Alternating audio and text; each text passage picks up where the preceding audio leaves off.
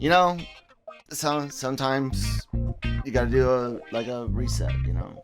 So, welcome back, guys, to the Daily Cup of Genre. It's the show where we go over everything in geek news and entertainment news and anything else we want to talk about. Brought to you by the good folks over at Grow Generation, where the pros go to grow. Thank you guys so much for sponsoring the episode. And it's on the LRM YouTube channel, as well as the Genreverse Podcast Network. And of course, check out LRMonline.com and Genreverse.com every day. I am Kyle Malone, one of the regular hosts of this show. Manny is still on a hiatus. We'll talk about that in a second. But I'm joined once again by Christine, my wife. How's it going, babe? Hi. It's a Monday, and I actually feel good. Oh, that's odd. Yeah, I know. Yeah, because it did take me 30 minutes to get out of bed, but yeah, that's not that uncommon. Yeah. Well, sometimes there's days. I guess it depends on where in your sleep cycle that you wake up, where it's like you feel like death at first. Oh yeah. And then other times where you just spring right up. Yeah. Well, all the time in the oh no, that was you. Was me. Playing footsie on here. Oh yeah. No, like all the time in the Army, it's actually taken a long time for me to get used to taking time to get out of bed. So that's kind of interesting. Anyway, so what's going on with the show? What was up with the last few weeks? Manny got inundated with a bunch of interviews. We talked about that, and then his day job caught up, and we just kind of tried to swing it day to day. But my household dealt with months and months of stuff, which I've talked about off and on. But basically, I couldn't figure out what to do temporarily as we kind of figure out what the site's doing, because as we grow, the studios want to hand us more interviews and stuff like that, and by all means we want to help out with that, and Manny's great at what he does along with Gig and Nancy. So if he has to go down that route, then yeah, the show's format will kind of have to change. But if he does make a concerted effort to come back, and there's no beef, we're happy. It's a good thing for the site. We don't want him suffering from burnout. Exactly. So that's not good. But I couldn't figure out, because the show's kind of built around the premise of two super geeks that are very, very opinionated, but also knowledgeable on not just a few things, but a lot of things. And instead of a little bit about a lot of things, it's supposed to be a lot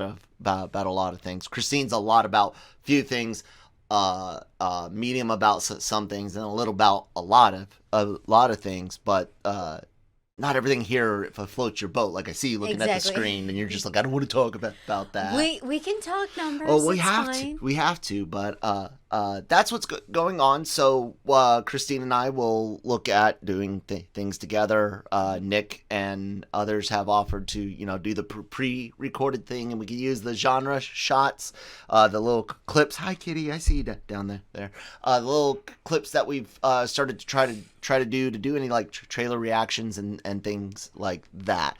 So yeah, that's where we stand at. And if I do get word that I need to retool the show, I think it would be beneficial, since we're both here physically. We can use a better camera. I'm not using the best one today because it was a quick setup, but we could do something that does fit her and I. So but still daily entertainment news related, just not necessarily going over things like box office numbers, or we can touch on it. Yeah, to touch on it, but not necessarily going into like the theories and trends and stuff like that. But thanks so much for always doing fun shows besides the Anime-Versal Podcast and Midnight Run. You've been on Daily COG / LRMornings plenty of times, and no mercy. So yeah, guys, I hope things just runs smoothly. Some of these shows, while we're figuring things out, might be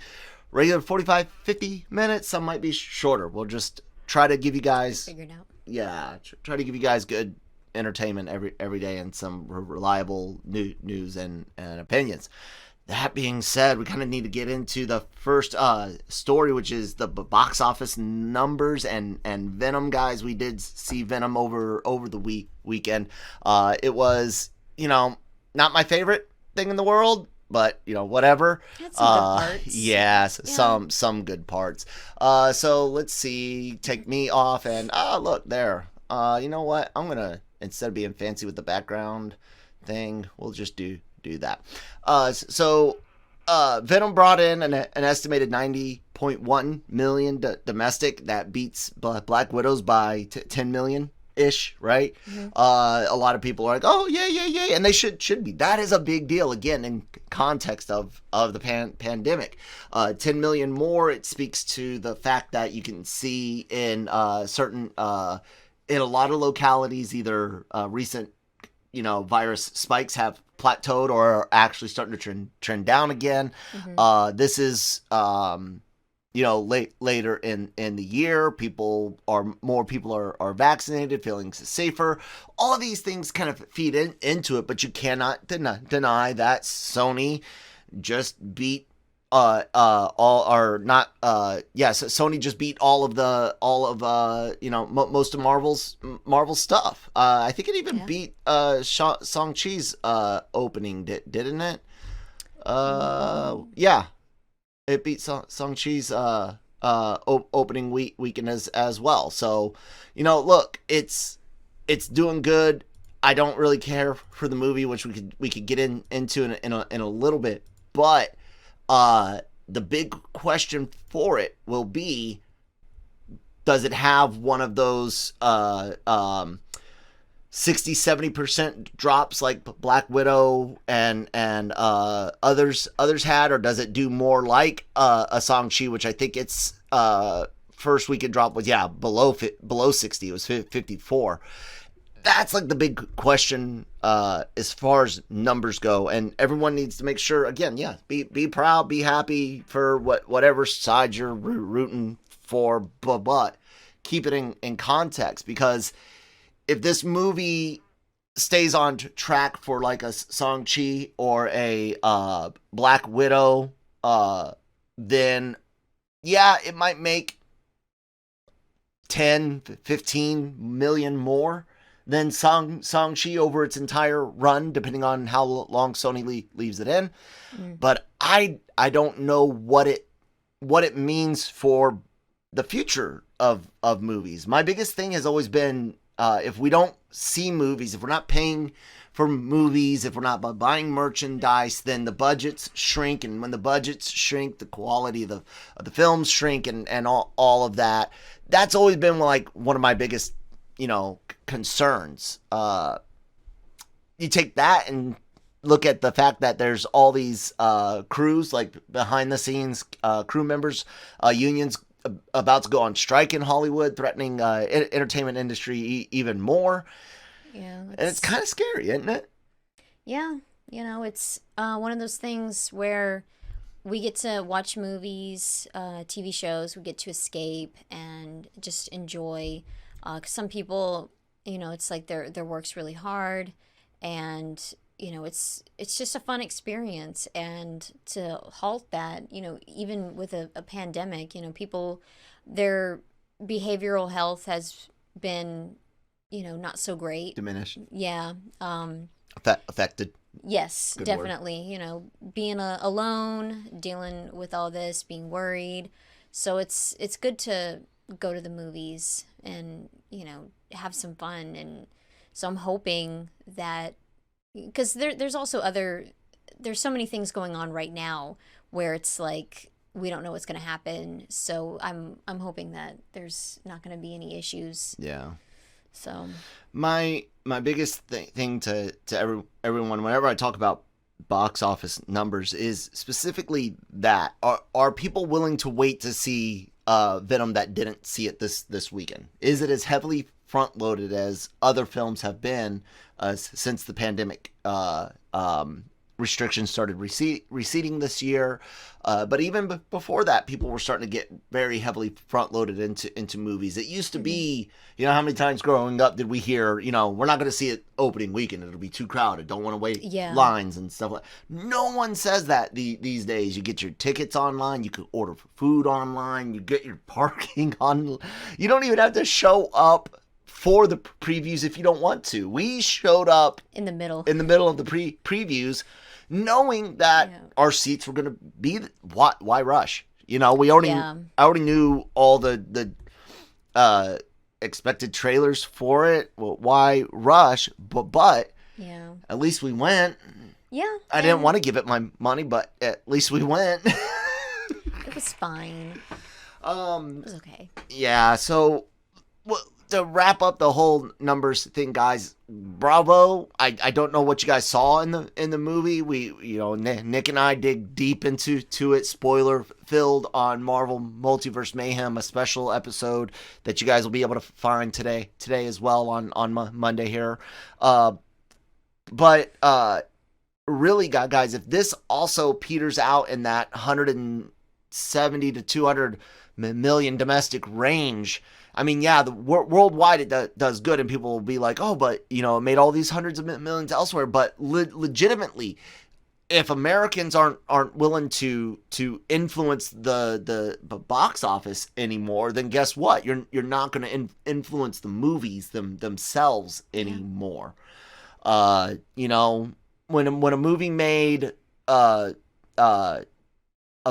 billion and 40+% was North America, that mattered, right? Yeah.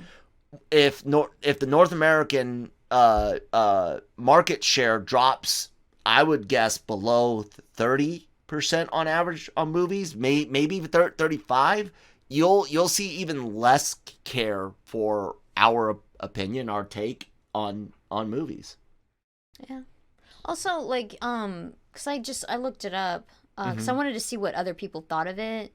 Because I know when we watched it, we didn't really dissect it or anything. We kind of just went home and hung out. But I dissected it. But we didn't. But we didn't. Oh, so we're going to talk about the movie itself now? Just a little bit. Well, I was talking about how people are rating it. Like IMDb has 6.7.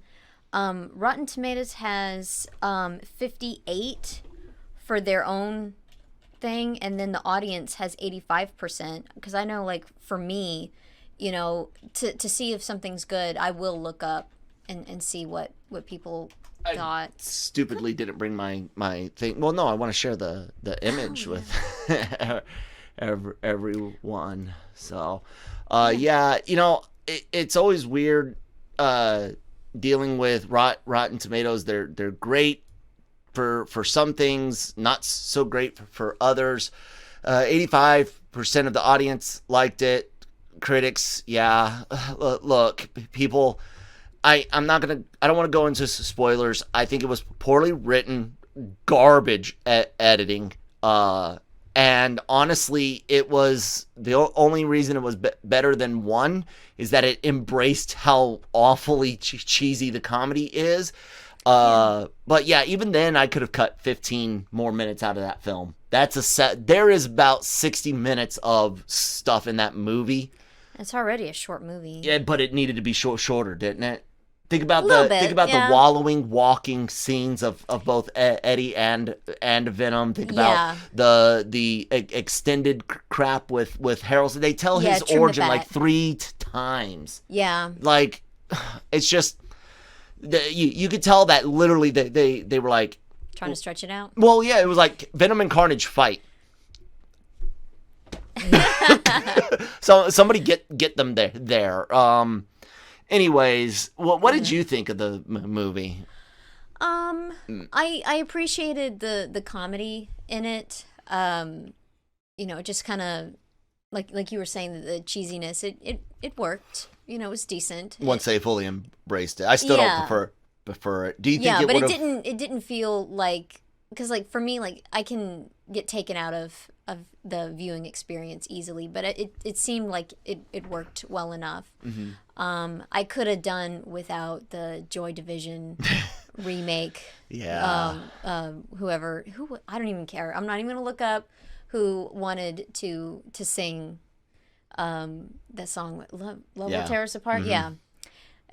So I was like, I know your favorite version, of course, is Fall Out Boys. No. Yeah, she hates that band. I hate them so much. I'm sorry if you love them, but no. So yeah, that's basically it. There really wasn't much. I mean, you'd already said a few things, but yeah, it was okay. Will I see it again? Probably not. No. But I wasn't like mad, watching it like, oh God, why am I here? No, I was like, okay, yeah, this is. Even our son, like, well behaved, sitting, watching, and he got a little scared by Venom's eyes. That's what he said was scaring him. Yeah, but he got used to it. Yeah, and he came back in. I walked him out, and we came back in. But like, he actually sat down and watched it, and that's not something that he did with Black Widow. No, he did pretty good with Shang-Chi though. Yes, he did. Good without that one as well.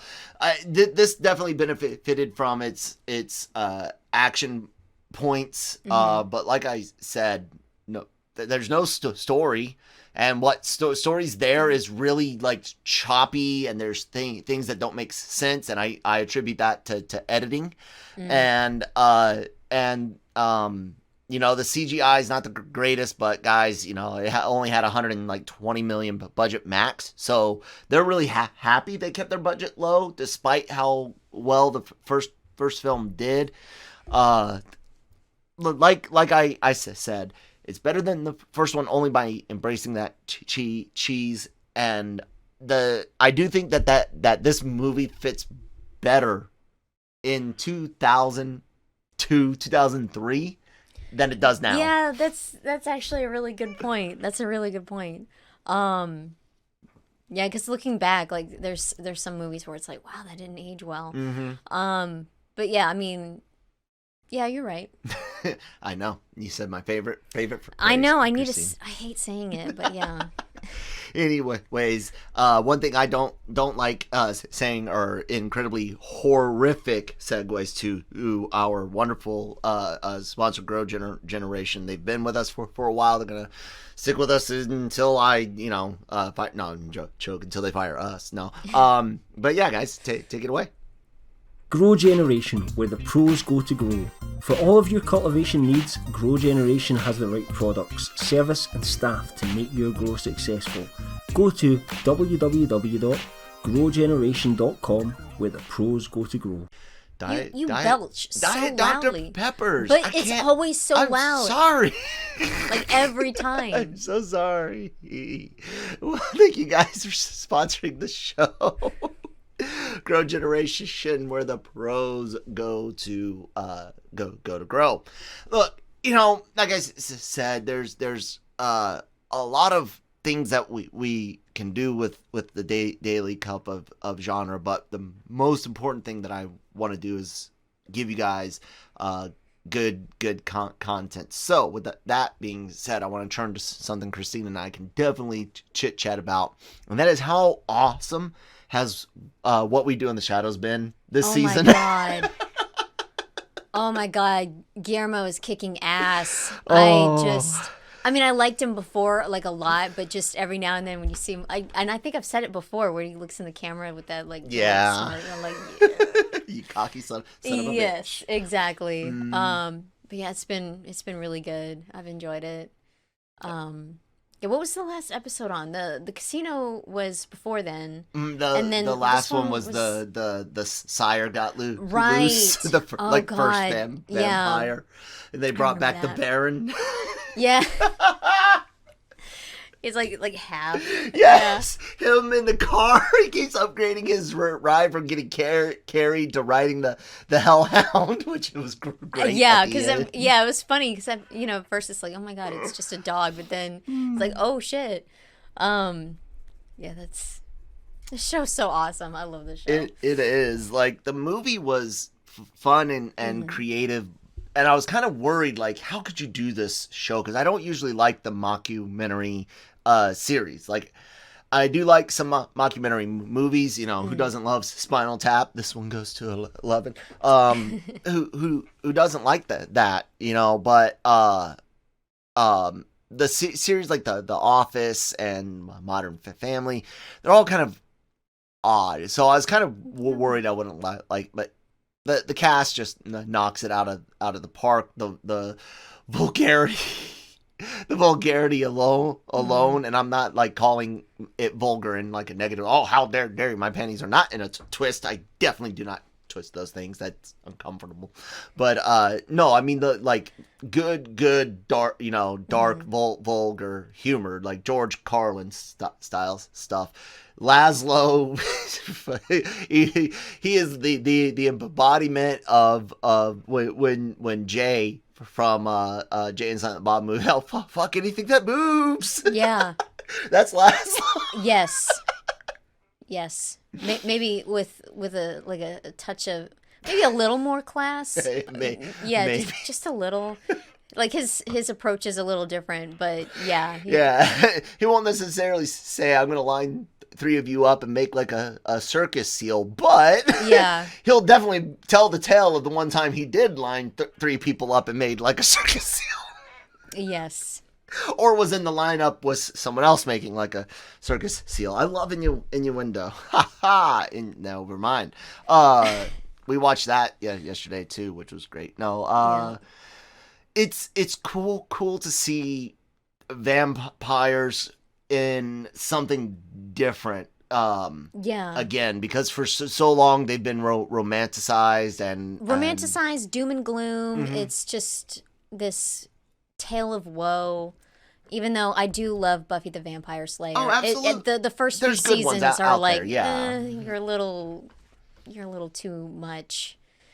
Oh, with her an angel? Yeah. Yeah. Little too much. But yeah.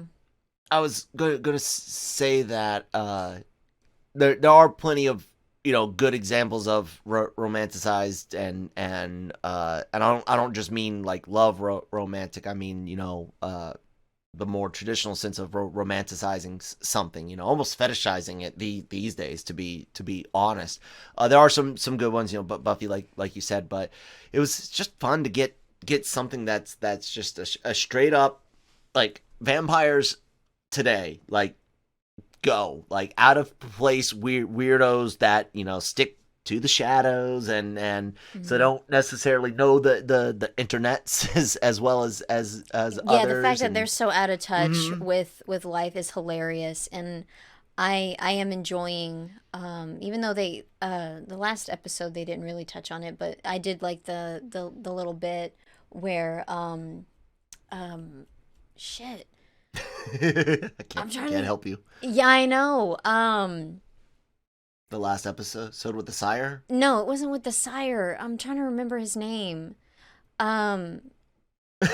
Seriously, I don't know why. Ignore me. Okay.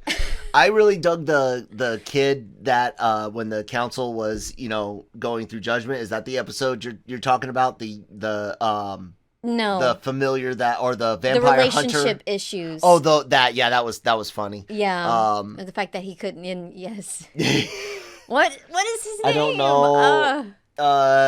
But the one I was trying to think of as well, where I got confused, was that vampire hunter kid that gets turned into a vampire. And that was hilarious. Like, this is the only costume at Party City or something like that. No, I think he said Hot Topic. Yeah, that's what it was. Like, oh my God. Don't go to Hot Topic for yourself. Straight up trying to look like he had just watched, I don't know, Queen of the Damned or something, and was trying his best impression. He had this weird vampire pirate look to him. Yeah. Maybe it was the second one at the end that was more steampunkish. Fucking vampires, Vampire Chronicles, not Queen of the Damned, Vampire Chronicles period, that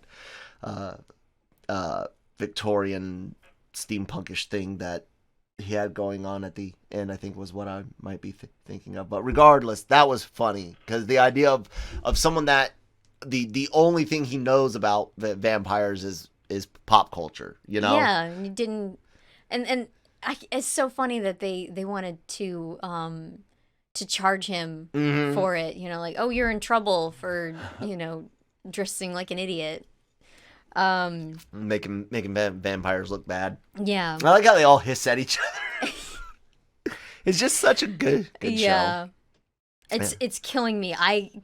What We Do in the Shadows. Hold on. I'm trying to get it because what is it? Come on. Nandor. Oh, God. yeah. It's like right there, and Yeah. I can't get it out. Oh God. Yeah. Yeah. His All sad of love it. life. Okay. All of it has been awesome. The one where Guillermo has to go get the dirt and they can't sleep and stuff, and like such a cool show. Everyone should definitely check it out. And the other things they should be checking out, of course, is LRMonline.com and Genreverse.com every day for all your entertainment news, needs, and opinions. We have, of course, our wonderful, well, I should kind of show the website. Boom, look at that. There you go. LRMonline.com. Genreverse.com goes here as well, but go ahead and bookmark it because our podcast landing pages are coming soon. Of course, our YouTube channel, a lot of great interviews. All of our podcasts go up here as well. A lot of them in video format, like the Daily COG and all those podcasts available not just on Spotify, but wherever you get your podcasts from. Anime-Versal, Breaking Geek, Marvel Multiverse, Mayhem, and the Cantina. And yeah, guys, please do, like I said, give us a follow and subscribe. Help us grow. Help us earn some ad revenue, so we don't ever have to charge you guys for anything. Well, we never will. We're not big enough to do that anyway. But we would love to be big enough to give you guys more via social media and the internet. So yeah, do that. Christine, you do stuff for the website. Why don't you tell them some of the things you do? Well, I'm a contributor. I write. I do some podcasts. The Anime-Versal, the Midnight Run. We're soon. I don't even remember when it started. November, October, or November for Cobra Kai. Yeah, so getting No Mercy back will be great. I'm looking forward to that. And yeah, that's it. All right, guys. Well, social media information down below. I'm at that Kyle Malone on Twitter. She's getting her Twitter up and running eventually, maybe. I have it. I haven't had the time to do anything with it, so it's like. It's all good. It's all good. Thank you guys. Sad. Yeah. Not really. It's not sad. Being on Twitter is sad. No, I hate it. Well, I've got no pictures up. I haven't done anything with it. It's okay. Anyways, thank you guys so much for listening today. As for the Midnight Run that is coming, Christine, grab a Barbie. We're doing panty and stocking, and we straight up went and bought. It's right behind you. I know, but we went and got. We went. There we you went go. and got it. Panty. So this will be panty stockings over there in the bag, and yeah, look for that this weekend. Kitty cat be okay. And yeah, guys, thank you so much for listening. We'll talk to you next time. Bye.